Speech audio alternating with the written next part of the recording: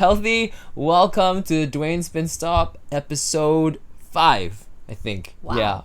Yeah. Who would have thought, right? And we have Cheryl Tan here on the show. Hello. A round of applause, although we can't hear you. And in case you're tuning in from Facebook and if you want to be part of the chat, please be sure to click into the YouTube link so that we can talk to you and see your comments. In fact, I'm going to move this over so that we can see who's saying hi. All right, cool.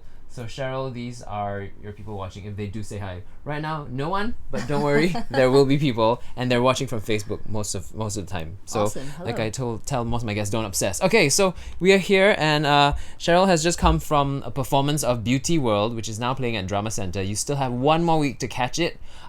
Very good advertising, but that was from the previous Beauty World. And so how's the run been so far? The run's been pretty interesting. I mean, it's a very long run by Singaporean standards, and so it's been a big challenge vocally and to keep the stamina up. You know, keep delivering every night, and it's been really great. The cast is awesome. Really wonderful cast. There's this video, I'll put a link in the description below, that we saw of you guys warming up. It's the most exciting video ever. And it's you guys dancing to a Chinese song about an apple, Being about a a small small apple. Is it the 我是一个小苹果? Okay, so completely different. But everybody knows the moves. Yes. Like, you had to learn it before the warm up, right? Well, it's a Zumba warm up, and one of our people has been doing it, and it's turned out to be very popular. And the song is like stuck in everybody's heads now, which is terrible because it's quite a song. But you guys are getting along very well, and yeah, so Yes. you only have one more week to see it, guys. It's playing until Saturday or Sunday? Saturday. 12. Right. Nowadays, productions stop on Saturdays. It's weird. And then Sunday nights don't have, which is great because Dwayne Spin stops on Sunday nights. I can always have guests because they don't seem to play on Sunday nights anymore, No, right? it's Theatre suddenly shows, a thing that it's just suddenly a happened thing, this year. which works out really well. Which Yeah. is cool, I guess. Yeah. Hard Okay. to sell. So yeah, we'll talk more about Beauty World later on if we have some time. But let's delve into the news topic of the day, right? So it's foreigners working in Singapore. There's been a lot of issues now about these big corporations saying that, oh, we're gonna cut down on foreigners. So we're seeing less and less foreigners coming into Singapore. And Cheryl is a Malaysian working in Singapore. I just wanted to know, can you share with us some of the what's unique about being a foreigner working in Singapore? Are there pros? Are there cons?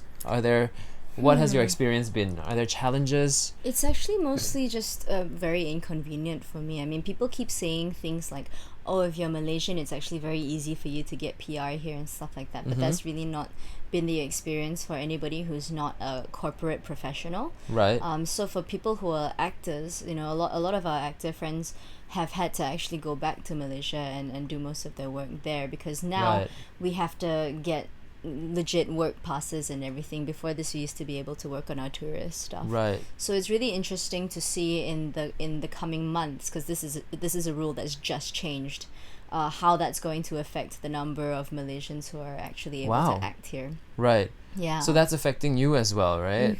Yeah.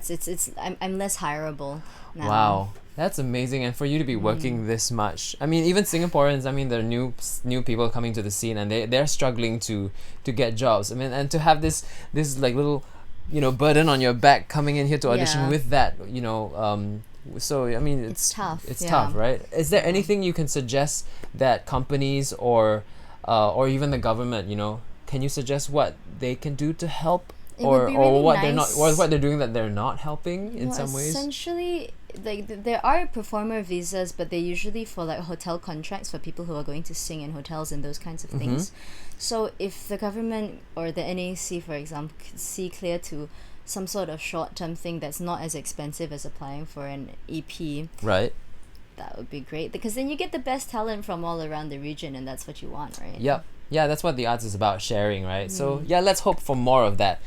Speaking of performing and gigging and stuff like that, we'll get into this later on when we get to the entertainment part. We're going to ask Cheryl what is the difference, because she's an expert performing gigger on stage. She sings a lot of jazz solos and things like that, but she's also done a lot of musicals, and I'm not, I'm only experienced in the musical aspect of it. So we want to know, Cheryl, from you later on, what is the difference between performing on stage in a musical production and gigging in a corporate situation. Okay. Right, so we'll find out more about that from her. So that's what's to come. And in case you guys didn't notice, we have a new microphone sitting here in the middle. And hopefully the volumes, if you guys can feedback to us in the chat. So we've got 5 viewers already, which is like the record number of live viewers actually from the who are in the YouTube channel. So chat to us. Tell us if we're sounding okay with this microphone, please. Whether it's too loud, too soft, and if you're still hearing that background hum. But essentially this should help. I think the hum's from my computer as well. It's just overheated because there's so much going on. Can you hear it? That's me. That's you. Alright, anyhow, so let us know in the chat. Please tell us if our sound is okay. Also, yeah, I just want to say, so if you're watching on Facebook, click on the YouTube link so that you can chat with us. So what happens, just a little bit of publicity here for Dwayne Spin Stop, is we have a Facebook page, which you can find. It's called Dwayne Spin Stop, and we post news related to health, technology, and entertainment, of course with a local theatre bias. And then we come on the show and we talk about it. So, yeah, so our topic, we have another topic here. It's a little bit of a boring topic, but we'll get to the interesting stuff. We're talking about recycling e-waste here. And not to mention brands, but I have to. I think HP does Hewlett Packard does a really good job with integrating their brands into consumers' lifestyle. And they recently had a thing in Raffles Place where you can bring your old computers and then you can recycle this e-waste, because you can't just throw it out. If you throw it out, it gets burned, and this bad stuff goes to the environment, right? So and they reward you guys with vouchers and things like that for their own products. Yep. So I got a $20 voucher, which I may give out maybe in the next episode, because I don't really have anything to buy. I mean, I usually have all I need in general. Oh, that's excellent. I bought this mic already. So Nice. yeah, what do you recycle? How do you recycle your e-waste, Cheryl? Oh, I give it to somebody. That's very good. That's very good. But I'm glad that I know about this now, because it's really something that I feel like we should all try and do.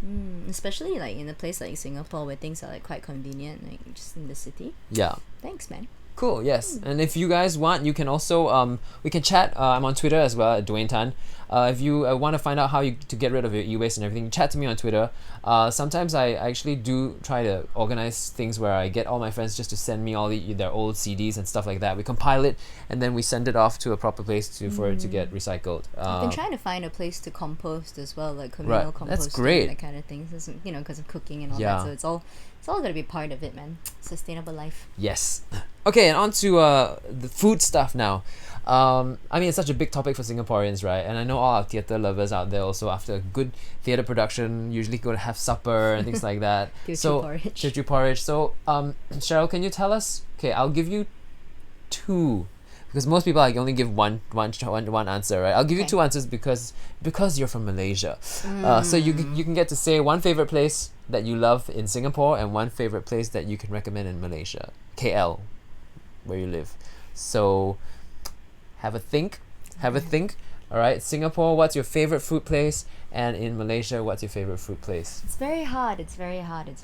Now, you need to be more specific. Are we talking about post-theatre food? No, we're talking about just food. Favorite food. Direct stomach to plate relationship. What do you want in your stomach right now, most of the time?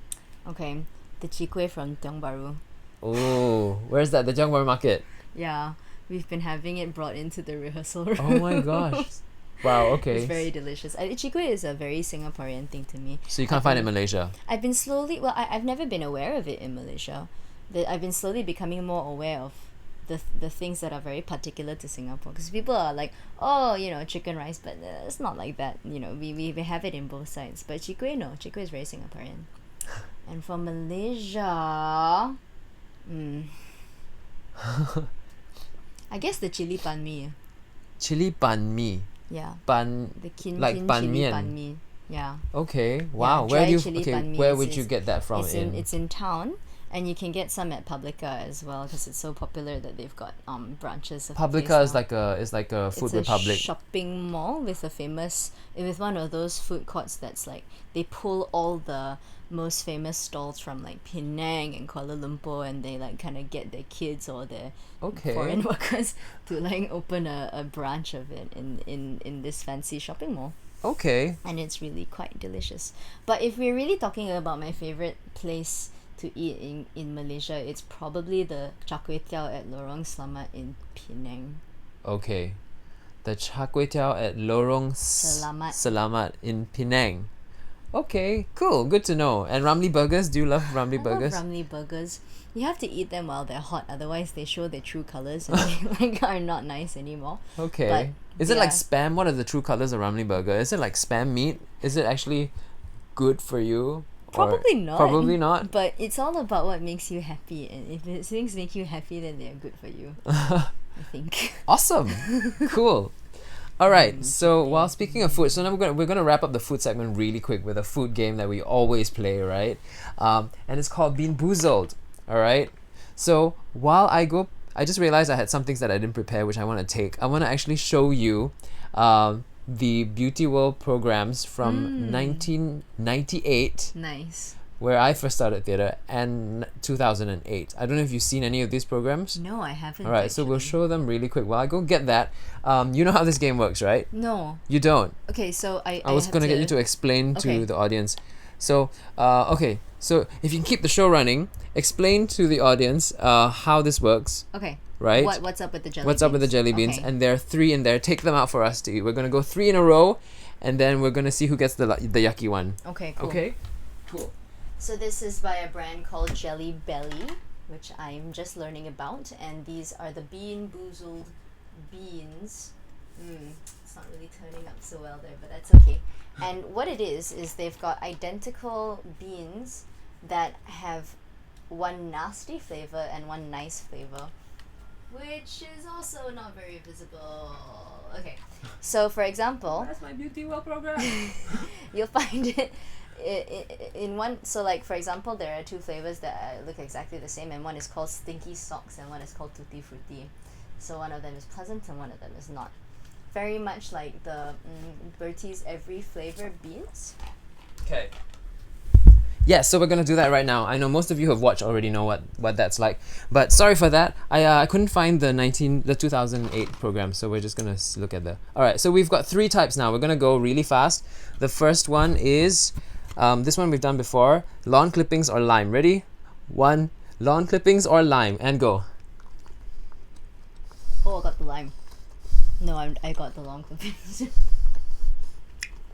I never know what I get. I think I got lawn clippings. What'd you get? No, first I thought I got lime, then I thought I got long clippings.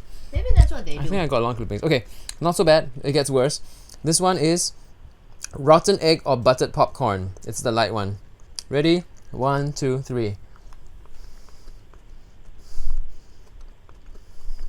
I got buttered popcorn. Yeah, I got popcorn too. Nice. Maybe they cater to. Moldy cheese or caramel corn. Ready? 1, 2, go. No, I got the nice Caramel corn. It's been a great episode, guys. Hey, we finished this box. On to the next one with our next guest next week, which is Caleb Go. The magical. So I'll show you the program really fast. For those of you, I actually had a conversation with Sharon Au recently, and she told me she just brought out this program because she was in it. She's right here, and this everyone is the 1998 Beauty World program, Wow. and that's Hosanna at the back here. And Hosanna is Frankie, is it? Hosanna Frankie, yeah. You're Frankie. I was supposed to be this Frankie if Really? MediaCorp didn't release him for the stage version of it, but they did release him because he was a MediaCorp artist back then. Ah. So yeah. That's Lots. quite beautiful, actually. It's very interesting. This Look is at that. a program that looks a lot like the 1988 program, which I've seen because that's available on the internet. Really? You can Yeah. see this on the Not this one. You 1988. can see the 88 one. Right. Yeah. That's beloved Emma, Jacinta, and Sharon, and Hosanna, and Darren. And there's not a soundtrack recording for this, yeah. No, there isn't. So there's only the first one, Yeah. the last one, and then this one now. Yeah. Yeah. So just thought I would show that to you. Oh my The goodness. history. welcome to the history of Beauty World. That's been a very interesting thing learning about the history of Beauty World, actually. So many people started there, and Yeah. but you're the first. Are you the? I would say you're the first Ivy that's actually from Malaysia, right? Yeah, I would say that. Well, Claire. Oh, Claire is from Malaysia. Oh, I didn't know Claire's that. Malaysian, Oh, okay, yeah. okay. Yeah, Claire Oops. Wong. Amazing Close stuff. this door. Ugh.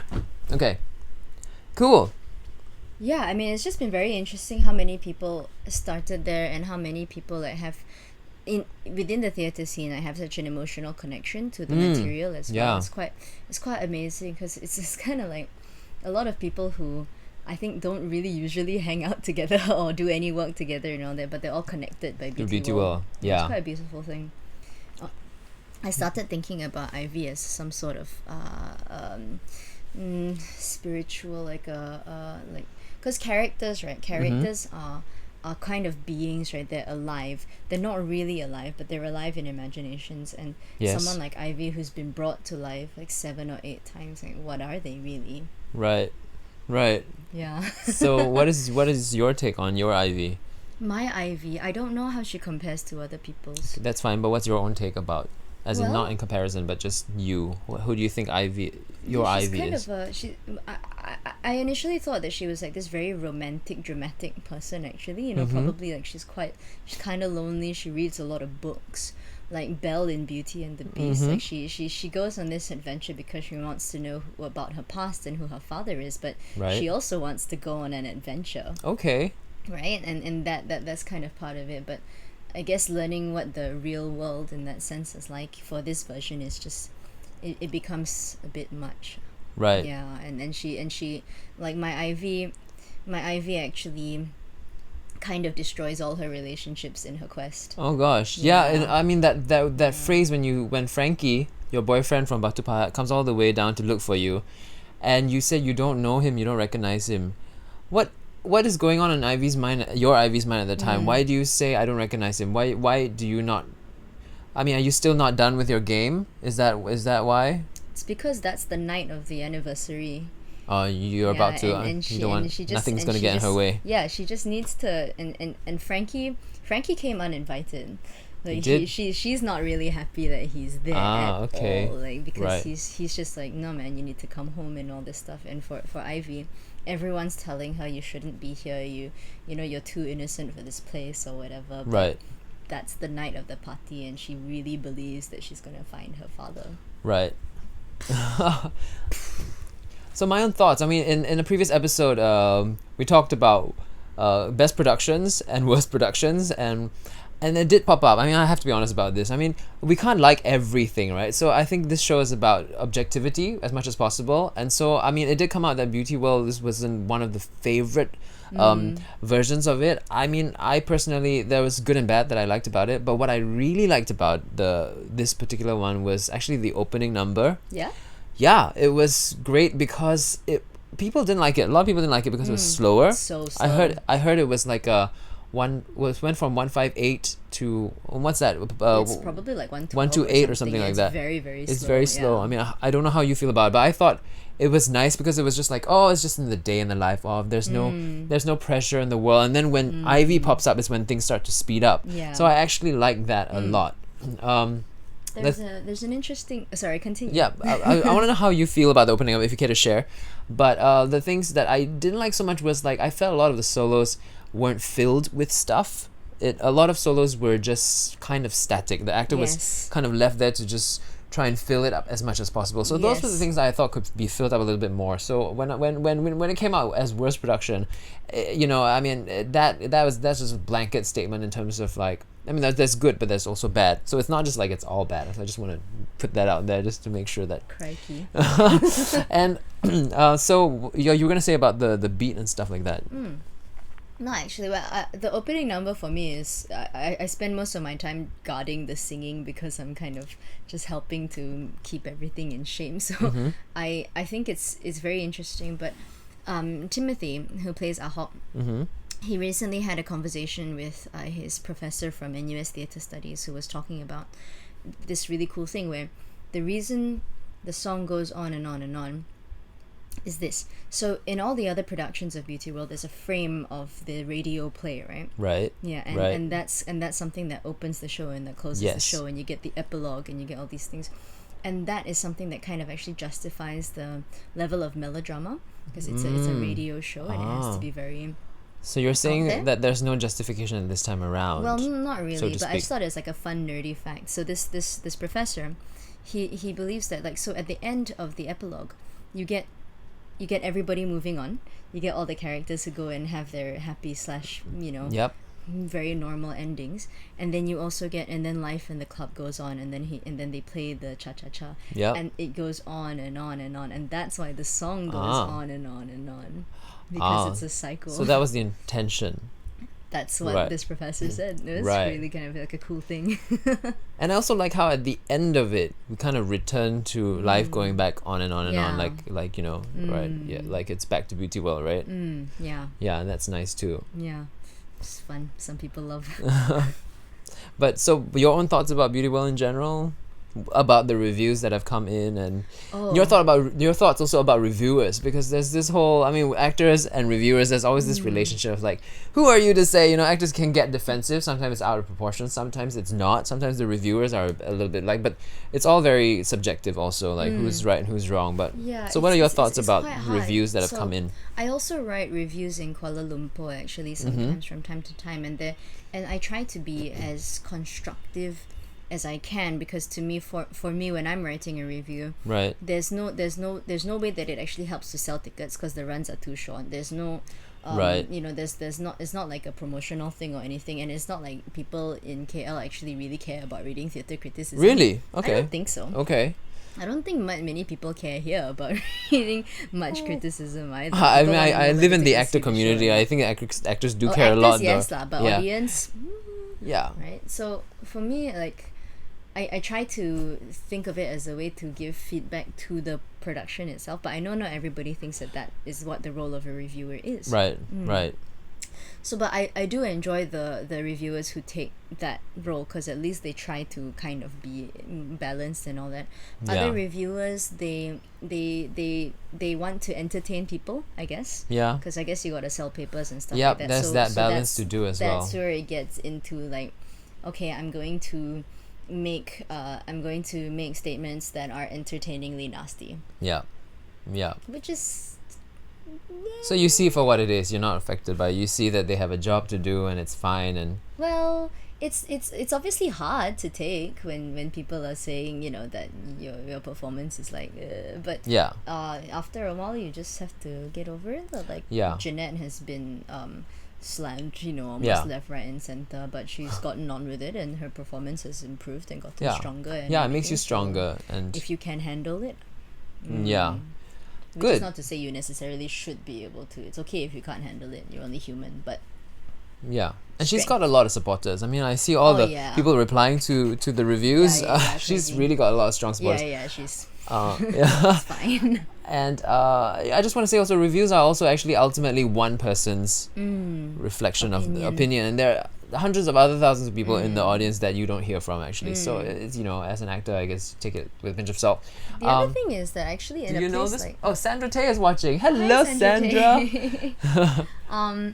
If in a place like New York City or something like that, the review is very important to the life of the show, right? Yeah. If Ben Brantley says Yeah, he's you a go big well, reviewer in New York. then you will run and you will actually get a huge audience. Because But people over respect here- him. I don't know. Yes. But do reviewers, have they built that respect, do you don't- think, from well, the not to people? say Or are respect, there but- enough people even yeah, wanting it's to? like when your maximum run for a long musical is 1 month, then it's not gonna be so important to you. Word of mouth will be much more important. When your run is, you're hoping to have an open-ended 6 month or 1 year, which is what they do on Broadway and all that. Right. Then the critic is more important. Yeah. So Yeah. Yeah. For So it's now? very different here. yeah. Singapore works by very short sort of runs, Yeah, right? yeah. So it's still a process that is maturing for Singapore criticism and the lack thereof, and maybe hopefully in a few years' time you'll actually get enough of an audience that is interested that then maybe the critic's opinion will matter, which will be good and bad, because Yeah. you'll have the audience, but then the critic's opinion will matter. Yeah. But okay lah, you know, Yeah. we want the scene to grow so that we can all make money. Yeah. Oh boy. All right. Okay. So I'm gonna take this away because this is a precious document. Put it here, and we're gonna, before we come back to talk more about entertainment and stuff, we're gonna hop right into technology. So you're quite I mean, from your posts on Facebook. By the way, if you want to follow Cheryl, do you have an artist page? /Cheryl Tan Yin Yi. And again, once we post this video up, it will be in the description. And she's also on Instagram with the same name. The Cheryl Tan. It's the Cheryl Tan, don't forget. So you can follow her there. But like from your posts, I realized that you're quite feminist, right? And I want to talk to you about some of these things. But before that, in the technology part, this is how we weave it all together with like and make magic from it. There's a new there are new apps that are out. Well, semi-new apps, right? So this part of it is also like a news segment. We're gonna share with you in terms of these new apps that are out there to help and prevent sexual assault, right? So wait, Duat Peng is saying, hello Duat. Okay, let's see now. You need to put the mics more center so that both voices volumes are Cheryl's balanced. voice is a bit softer. Right, can I'm also project a little projecting. I'm more. projecting more actually. So let's have this. So let us know whether it's better. Thank you so much, Thank Duat, for you. that. And Sandra is also a sound person, so cool. her feedback would be she works in the theater as well. So thank you for tuning in, Sandra. And then we now just need a light person to tell us if our lighting's okay. Okay, so these apps. Okay, so I'm just gonna run through them. Just for your information, what's out there. Singapore is a very safe place, but it's still, you never know, right? Things can change around here. So this first app is called On Watch on Campus, and basically what happens is you activate the app and you give yourself a certain amount of time to go home, right? And if you don't make it home within that certain amount of time, this app will will let all the people that you want to know that the alarm goes off, basically. So basically they can act upon it. All right, so that's On Watch on Campus. There's another one called Be Safe, and this one is a siren that triggers let's see now, and it will record the minute you turn this on. It will record video, audio, and the siren will also go off. And I think it was supposedly scares people away, someone who's trying to and it also locks in your location and everything. So basically, yeah, the police can come to help you out. So that's very good. And then there's Circle of Six, which is another thing where what happens here? It says that with 4 buttons, you can tap the car icon and you can request for a ride home from your contacts in this app. And then the second last one is Lifeline Response. And this one is, so if you're walking home, you just have to hold your thumb onto the button, and the minute you release your thumb, it will trigger a phone alarm system and a siren that can be heard up to 2 miles away. And then it has GPS tracking as well. So all these apps are help you with that. And then the last one is an app with support groups and counselors and hotlines and things like that. So basically that's the roundup. What do you think of this technology so far? Do you think it's necessary in the States and everything, but do you think it's necessary, say, in Singapore or Malaysia, which is Malaysia is a lot more dangerous, right? Yeah, is that Malaysia wrong is an incredibly dangerous place at the moment due to our multiple problems with our government and race-based politics and economic woes as well. With the ringgit crashing, crime rates, of course, are going to soar even higher than they already have. I think that for sexual assault, it's really good to have these things. The one thing that is going to be slightly problematic with their existence, so not really a problem, but it's kind of like the app's existence point to a larger problem. Right.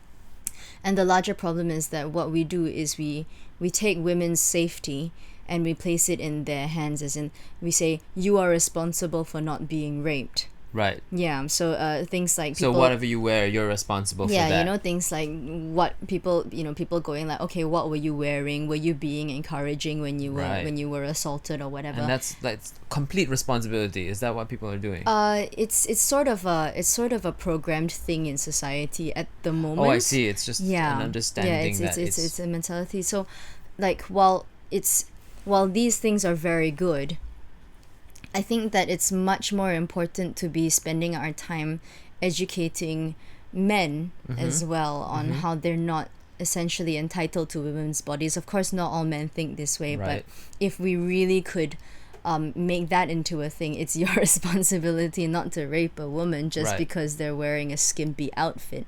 Right. Then so we're targeting at these men who are the basically or any perpetrator. any men really. Any man, okay. It's Just a view, and they may not act Yeah, upon it, it's- but there's the view is still there. it's to kind of change this mentality for how people think of men and how people think of women and where their responsibilities lie with regards to sexual assault. Right. And so I think that, but there's people who get really angry about these things, or things like there was a nail polish last time that could change color based on whether your drink had been roofied or something like that. Like there was this you interesting chemical. Dip it in the drink so you can Something like tell. that, Yes, yes, I think it I was read so- something about.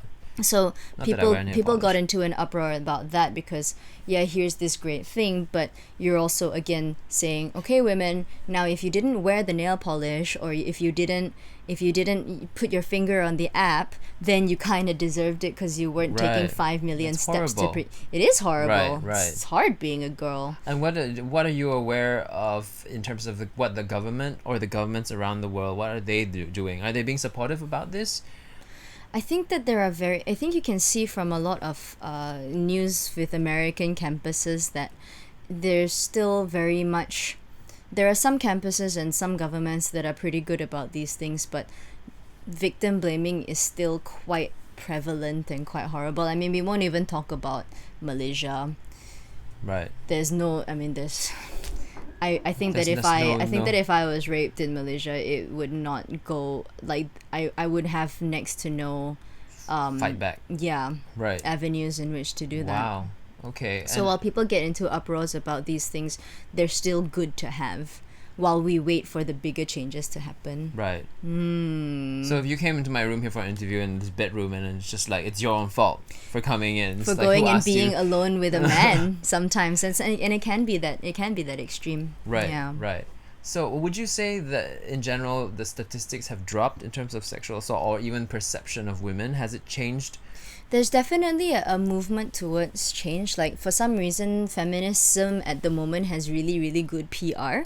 Yeah. Like conspiracy theory could be like, okay, Hillary Clinton's running for president, and so, but whatever, or like some of the energy spiritual type people believe that the world is changing to become more feminine, which I think would be a good thing. So whatever it is, I think that feminism and feminism for men especially is kind of on the rise right now, which hopefully will translate to better numbers. But with climate change and the world in the state that it is, global recession and all those things, it's hard to say when all these changes will come. Yeah. Because I think the world is very scared right now, Yeah. right? So when people are scared and resources are scarce, you it's get true. nasty things. Yeah. All right. And so the other thing is, let's get a bit controversial now. So there's this. I mean, people say, right? Men say that there's well, all this is happening, but yet women. There are groups of women that play that while they play the stereotype sometimes. They also they push for equality, but yet sometimes they play the stereotype.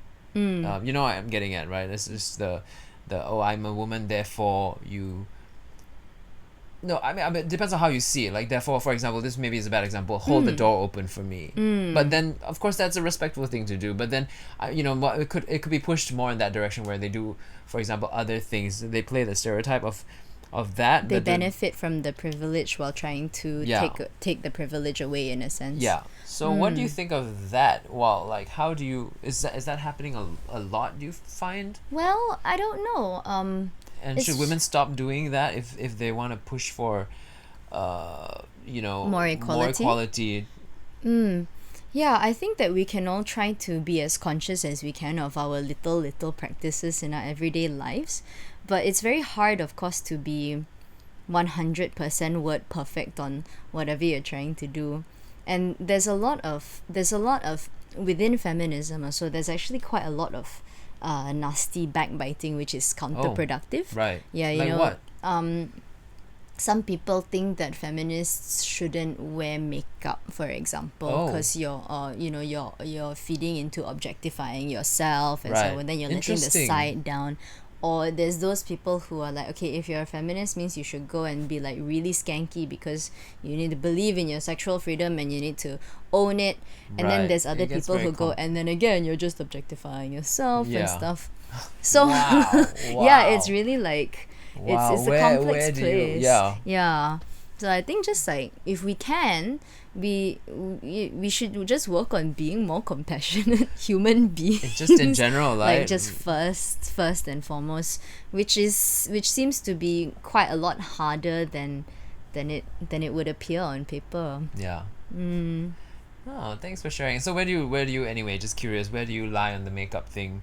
I mean, I don't like wearing makeup, mhm. but that's because I'm personally like it's bad for your skin and it's expensive and But nothing to do with like, oh, I just don't want to objectify myself. well, not to say not objectifying myself, but it is partly that, like, But there's always two sides to it, right? It's like one is like you enjoy the art of it, you enjoy looking good. Yeah. How is that objectifying yourself? But Yeah. then there's the other argument where we're like, of course you're objectifying yourself. Who asked?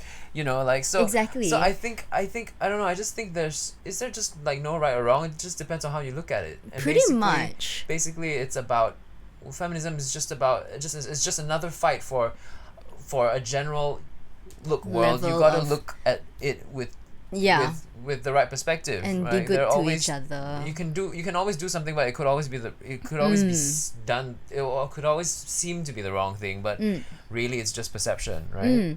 I have as you probably know, like, 'cause I've got quite a lot of baggage about dressing up and looking presentable, like, and all. Like, this is quite like this is the Scarf always result makes of a long and difficult journey. And Really? yeah, because like, I mean, I went around in shorts and a t-shirt like everywhere all the time, like dinky slippers, and I was adamant about it too. Right. And at that time there was a lot of like, look, just because I'm a girl, why does that mean that I have to spend more money on makeup, spend more time looking present, like, have more people giving me rubbish about like, because I really feel that when you're a woman, people just expect you to meet a beauty standard more just as a matter of fact. And I was like, that's Interesting. nonsense. I want to spend my time reading books and, like, coloring or whatever instead of this. And then, but that led to another side where I would judge myself for wanting to dress up, and then I can't and whatever. So it's been a process of like going Right. like, okay, look, if I want to, then I want to, then I will do it, and I won't feel think- weird. Yeah, I think you should just. I think labels should just. Labels are there. Good. It's good to try and make sense of the world, but at the same time, you should just go out the window. Yeah. I mean, in the same way, wouldn't you say men also probably would have issues where it's not just men, it's just people in general, women and men look to men in the same way. I mean, is there a Yes. term for what is it called? Menism? No. Somehow hang on, it's misandry. is that a word? That's the opposite of misogyny. That's why you Right. hate men. Okay. So it's like, why must I always hold the door open, or why must I Yeah. always take the girl home? No, exactly. Like And- why must I always be the one to kill the cockroach in the corner? Or What if I why hate do the I have to cockroach? be the one who doesn't show my emotions? Right, Or exactly. get So to it's- dress it's up just- or any of those things. Yeah. So it's quite. I think that sexism and being confined to the gender role, no matter what your gender, is harmful to you, because Yeah. you get less of a full human experience if you. Yeah. Yeah. And ultimately, I think we're all fighting the same fight. I mean, you can call it feminism, but I don't know. I see it. I mean, of course, there are Yes. detailed, specific things to do with being a female, but at the same time, it's the same fight. I know Aware, which is the organization here in Singapore. Yes. The things that they fight for, sometimes it overlaps into men as well, and so that actually, I don't know. It's to me, It's like all part of part of it. it. Yeah. Yeah. It's a good thing. Hopefully we get there, lah. Maybe in our lifetimes. Hopefully. Yeah. Okay, let's see. What's next? What do I have here? Oh no, it just closed. Okay, let's talk about this then. So there's this new Broadway musical. Yes. Right? Have you heard about it? I've just read the Theatre Mania article. I haven't Right. checked out the music or anything. Okay, so it's a new Broadway musical called Waitress, and it's coming. I don't know, is it open yet? It's on Broadway. Well, coming soon or has opened. I think previews start on March 25th, 2006. And it's called Waitress, and it basically is very exciting because it's the first Broadway musical in history. It's been so long. Broadway has such a long history, but this is the first time where the creative team of the traditional four people, the writer, the composer, choreographer, and director, are now all women. Wow! I mean, did it take that long to get here? And I like, this is amazing. What are your thoughts? Why has it taken this long? Was it a barrier, or did it just Yeah, there has to be something. Why did it take this long? It's a combination of things. You know, there's a big thing about female directors in Hollywood, and how Hollywood is a big boys club as well. So I'm sure that it's not surprising that Broadway should be the same. Right. Old white dudes with lots of money like to support other people who are going to become old white dudes with lots of money. Right. Hopefully, and it's just an interesting people don't really like think this on a day-to-day basis, but there's women can't drive, or women can't write, or can't be leaders and direct, like that sort of thing. So it's a long cycle of male privilege that's just manifested in this kind of thing. I'm really glad it's happening. I wish it wasn't such a big thing that it has to make news. Do you think this was a fight for them? Do you think? Probably. Yeah, I mean, to me, it's just like, I don't want to even... it's funny that I'm saying this, because at the same time, I don't want to support and acknowledge, because this is just another musical. It should just be a thing. It should be about the musical rather than about the composers. But yet, it's because it's such a historical thing. I mean, we talk about it, and addressing it here is meant to just talk about it. No, I mean, like, think about it. So you're a huge musical theater nerd, right? Like, how many female composers can you name off the top of your head? Janine Sorry. Lynn Ahrens. Yeah, right? Yeah. But that's even part of she's part of a man-female team. Oh yeah, to be honest, not really like many. I think Marcy and Zena. I think one of Kerrigan and Loudermilk is a chick, right? Yeah, I think so. Yeah, I mean you have. It's hard. You have Pippa and Pippa Cleary. Pippa Cleary. Yeah. Who is? I mean, they're up and coming. They wrote. The Little Red Riding Hood, which is where we met. Which is where we met, and they also wrote. What did we do anything else with them? No, you did. No, I haven't. Island, yeah, they did Treasure Island, which is on right now at SRT. It's very good. Catch that. It's really really good. I have to say, it's nothing really. I mean, it's a female protagonist, which I've nothing. It's just good, right? Yeah, good. You have a nice. leading female character, but it's not anything similar to the book, I would say, right? Yeah. No. I mean, like the details. I mean, the details are there, and then they use it and they make it into something else. Right. Yeah. Yeah, but true. There are not many female composers around. So. And musical theater is a genre where there are a lot of female protagonists compared to Hollywood novels, Shakespeare, any of that. But are they portrayed in the right way? Do you think, or are they always portrayed as like damsel in distress? Well, it's interesting. And are they always rescued? I know for Disney. I mean, I know my Disney stuff. I'm not so sure with that. Thoroughly Maud Millie, she's really strong, and she really, Belle's the same. Yep. Jasmine a little bit. She fights a little bit, but she's still a bit of a damsel. Yeah. Then you have like the new ones like Pixar's Brave, where they have Merida. Well, and she's like, so they're making she even gets to fighting and stuff like that. Rapunzel as well. Mulan. So it's changing Disney's up. also pretty good at that. Yeah, and for Broadway, I mean, you have people like the Wicked protagonists, right? Oh, and yeah. You also have like your gypsy types. You know, they're all a lot of strong women roles, or at least really meaty women, complex figures, and all that. But all written by gay dudes. So you think the gay dudes are the ones that are pushing forward the... Oh, I didn't even realize that. Really? All the... George Stiles said, yeah, it seemed to be a lot of gay men with mother issues. That's cool. So by the way, just a plug for my Disney channel. It's on YouTube. It's called Disney Dwayne. Cheryl will stay on a little bit after this. Yes. We're going to do a Mad Lib. If you don't know what that is, tune in, find out. And on my Disney channel, we're also, speaking of George Stiles, he's the composer for Mary Poppins, as well as Honk the Musical, Just So. There are many other things, The Wind in the Willows. So Anthony Drewe is the lyricist. So I got him for an interview on the Disney Channel as well. So there are two things coming out with Cheryl and with Anthony Drewe. So just follow me there, and you'll find out more if you're a Disney fan. If not, then it's okay. It's fine. All right, cool. So let's move on to talking about gigs now, right? So you want to plug your gig? Yes, that's coming up? I have a show tomorrow at SingJazz Club, which is in the Sultan Hotel on Aliwal Street. It starts at 9 p.m. and I'm going to be singing a bunch of theatre songs. I thought it was 7 p.m. No? Monday the 7th. Oh, sorry, Monday the 7th. Yes. Yeah. 9 p.m. Sorry. So we start singing at 9 p.m. I'm going to be doing theatre songs with Joanne Ho on the piano. Francis Lee is going to join me for a couple of numbers. Nice. And Mitchell Lagos will also join me for a couple of numbers. So he's singing, not playing the... Yeah, singing. Yeah, so we've got a full-length 10-minute miniature musical, which is very exciting, and it's a Wow. lot of. You wrote that. No, I didn't write it. No, my friend Nick Chu wrote it. Oh, this is the toy one. Awesome. Yeah, I've seen that. It's really good. It's really lovely, good. and it's my favorite Malaysian composer. His work. There'll be sort of a cabaret feel, so I'll be talking about some of my life experiences and just singing a lot of really difficult music.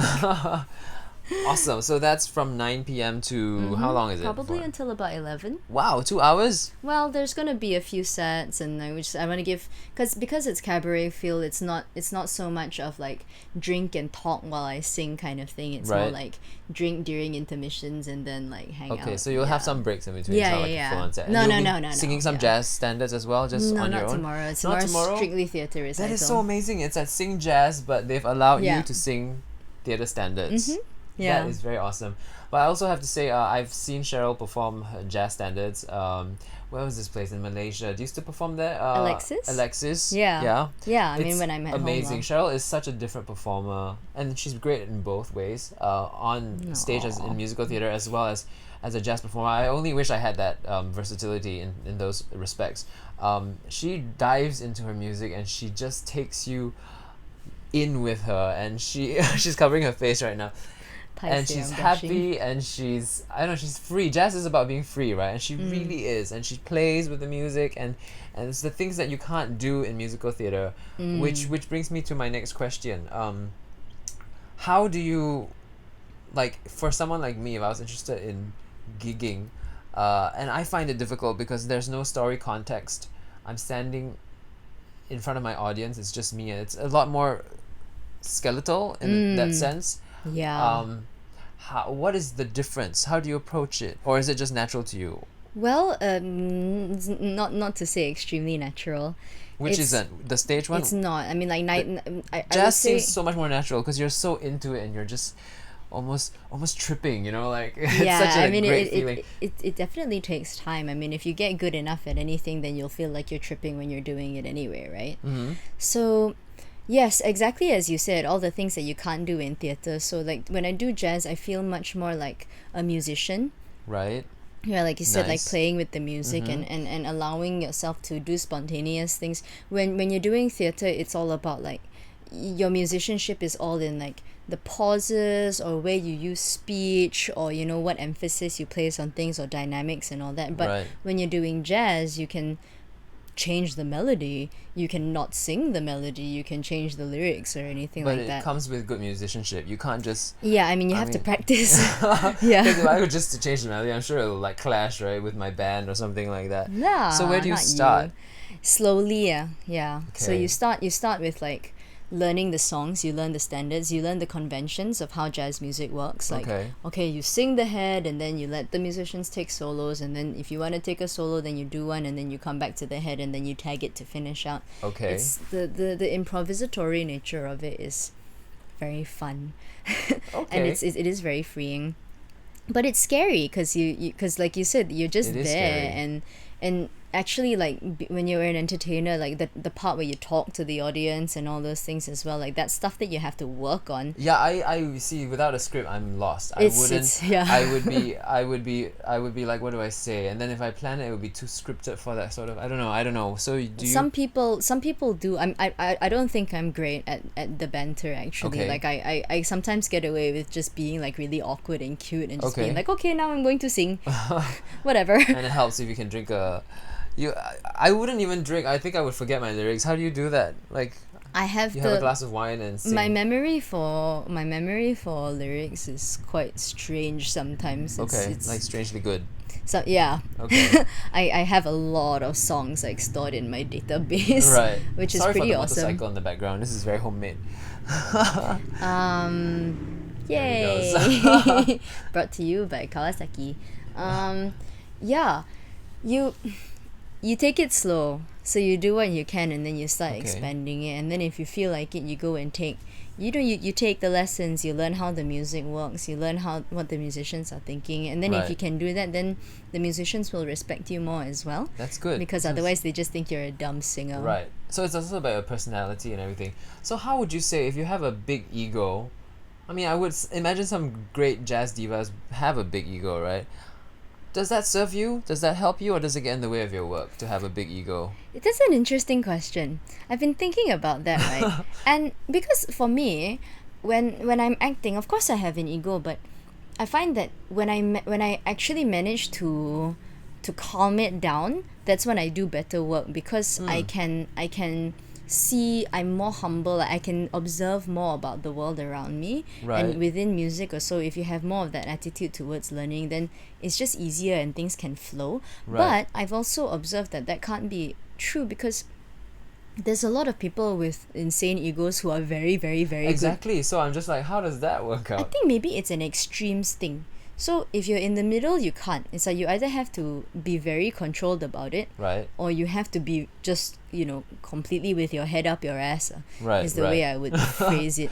Okay. When you don't have any space to listen to criticism, then you're very sure of yourself. True. Also, yes. Yeah. Yeah. If you're very sure of So, yourself, but then if you you're can in the just... middle, then you second guess yourself. Then that doesn't work, lah. Because then your ego is neither serving you nor hindering you, really. It's Right. So it will get in the way, but it's not there enough to help you. Right. Something like Okay. Okay. Then I have this very weird question now for you. Like, so if I want to get into singing in jazz in front of people, how do I get these questions out of my head? Okay, so this is what's going on, right? I've tried this before, just gigging, not even jazz, just standing in front of an audience.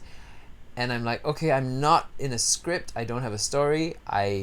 I'm going to start repeating myself again. I mean, there's only so much I can do. And, I'm like, after a while, I'm like, okay, it's the same crowd. I see that woman picking her nose. I see that man who needs a haircut. I see that kid who needs his mother to find him right now. How in the world do you deal with those things and still be able to, like you said, connect to your audience? So I'm looking at this audience and they're like, how am I going to connect with them? It's distracting sometimes. There's a couple of things. What The do you first one do? is that you're still a persona. You're still a character. okay, You're still so like that's- basically Dwayne V 2.0, right? Right. Presentable Dwayne in a Okay, sense. right. Presentable Dwayne in a sense. Right, so you still need that stage awareness and like, still okay, need there are things to- happening, so, just filter, right? Yeah, it's still not you. Okay. And for people picking their nose, when you're doing gigs, it's very rare that you'll always have a rapt audience, and that's another Okay. thing that's fun about they it. talk over you and everything. They You can't talk over your you. ego comes in again. You're like, do you get insulted? Yeah. Do you, Or do you just sing? Lah? so for you, 'Cause then- you don't care. Yeah, because I mean, at some point, some people, if you're lucky, you get it, or if you're very good, then you can engage them anyway, right? But do you get too indulgent if you just, Yeah, of course. Okay. Yeah, it's a constant negotiation. Right. Interesting. So, yeah, but it's very like sometimes you're lucky and you're just very on and you can just get them in, and then it doesn't matter what you talk about, really. Yeah, once they're with you, they're Yeah. with you. That's Yeah. what I realized. Yeah, which is great. And you can feel that too, and then right? you can be comfortable and all that. It's because otherwise you're just talking about like, oh yeah, and I really like this song because it's like from a musical that I love, and I'm just gonna sing it now. But luckily for gigging, you can just sing. Yeah. If you really like aren't feeling talking, you can just go, okay, then we're gonna sing this next. Then you just sing. Okay, awesome, cool. So we're gonna wrap up with a game, but before that, I just want to ask you. You're a big reader, Cheryl. What are the books you're currently reading, or what are the books that you might recommend? One or two that you recommend that are really. You I'm tend to read reading- You tend to read more less. You tend to read more non-fiction than fiction, At or is the it moment, just at the moment, yeah, I want to read more fiction. I don't know why I'm not. good? Okay. It's just like a time thing. Right. I'm reading Nonviolent Communication. Wow. It's by Marshall Rosenberg, and it's Like quite passive aggression, that kind of stuff. all sort of stuff, all sorts of things actually. It's Interesting. it's about how we deal with conflict Mm-hmm. and how we can use how we can have these specific ways to make sure that we communicate with people more empathetically, with more compassion. Wow. So if you have a problem, then instead of going, I have a problem and I want to solve this, or I want you to do something for me, you kind of start off by going, okay, what needs of this person are not being met, which is causing them to create conflict. Right. And it gives you like concrete ways So to it do gives that you as an well. understanding, but does this book talk about how you do you bring that to light for them? Do you tell them, okay, this I think is what you're going through, but how do you like? Yeah, so there's many ways to do it. So Okay. it tells you about how to read whether they're going to be able to meet you halfway, or whether you're going to have to do more of the work, and how to Right. deal with that without getting too upset with yourself. Interesting. Have you applied that, maybe say backstage at Beauty World? It's well, backstage at Beauty World is pretty chill at the moment. There's a lot good. of jikwe, mostly. We don't have a difficult cast, and I'm still like kind of at the beginning of the book, and I'm Okay. I'll Right. keep you posted. All right. One fiction book for the road. One fiction book for the road. Let me think about it. I'm gonna go with The Wee Free Men. Nice. We were just talking about that. It's a Yeah. book by, bless his soul, Terry Pratchett, who's The just late great. Yeah, and it's My favorite it's a author. teen fiction It's a children's book. children's book, not Yeah, even teen. it's a children's book, but it's very it takes children seriously. Like, I love books that don't talk down to children. Yeah, that's good. That's why I yeah. love them. must And remember to write that. so the protagonist of The Wee Free Men is this little girl, a witch, Right. named Tiffany Aching. She wants to be a witch, and she's so interesting. She sees a creature from another dimension coming into her world, right? Right. Coming out of a river, and she goes, "What?" And so she takes her baby brother, and she takes a bag of sweets and ties it to a stick and sticks it in the ground next to the river, so that her brother will go like try and get the sweets. Oh. And then when the creature comes out again, she whaps it with a frying pan. Okay. And that's how the book opens. And that's how the book. So Okay. you should wow. read that. And did he wrap it up before he passed on? I haven't read the last book. You haven't? You've been The- saving it. I've been saving it because that's the book that was released posthumously after he Okay. died. Right. So right. I'm Okay, but so I you're don't know if assuming. it's concluded. Okay, cool. If you guys have any questions, please write in the chat. You know the game better than Cheryl does. This game is a read my lips game. I will ask you a question with loud music on. You will have to try and figure out what I'm asking you and answer it, okay? But to make it more interesting, please try and repeat what you think I'm saying. Okay. So if you get it wrong, we can all have a good laugh. Okay. Okay, so put these on. I'm gonna ask you one question. If you have a question, anyone, Duat or Sandra, if you're watching, type it in the chat right now. If not, I will have a question for Cheryl. Thank you guys so much for tuning in. Thank you. I don't know if we have time, but I also want to eventually play the game called Dwayne's Spin Stop, because then we play a phone roulette thing and we go through your camera roll and then we stop. And then you have to explain that picture. I don't know. Are you game to play that? If there's time? Sure. You get 3 passes. Okay. Okay? Okay. Okay. Alright, anyhow, let's do this right now. Okay. Alright, no questions? Okay, never mind. Then I will read. The microphone is here, so you're gonna have to read my lip. But they can't hear. Oh no. I didn't plan this very well. Okay, never mind. Are you hearing music? Not yet. Oh, yep, here we Okay. go. Alright. I'm gonna whisper the question here first. What time do you sing tomorrow? Okay, I'm gonna say this right here.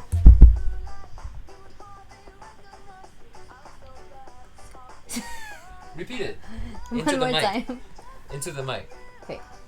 Say that again. What can you go slower? Okay. What time do you say tomorrow? I say, what time do you sing tomorrow? I sing at 9 p.m. tomorrow. There you go. All right, thank you, Cheryl. And last game. Let's do it. Let's do it to wrap it up. We've got 2 more All minutes. right.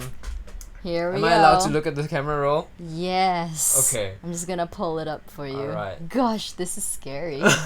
You get 3 passes, and only I will know what the picture is. Okay. There might be some like things that you. Okay. I will not. I will question you after the show. Okay. Okay. So Zachary Quinto played this with another. How do I like make I it got into this idea and stole it from this other girl called Susan Blackwell. She played it with Zachary Quinto, and he, of course, probably had. He said he deleted lots of nudes from his phone, so she was in luck. All right, I'm just gonna spin. This is how you spin. How do you spin? I guess you scroll up. Like that? Okay, I'm just Yeah. gonna spin. Tell me when to stop. Stop. Okay, what is this Oh, I love picture? this. Okay. Explain to. So this. Okay, microphone.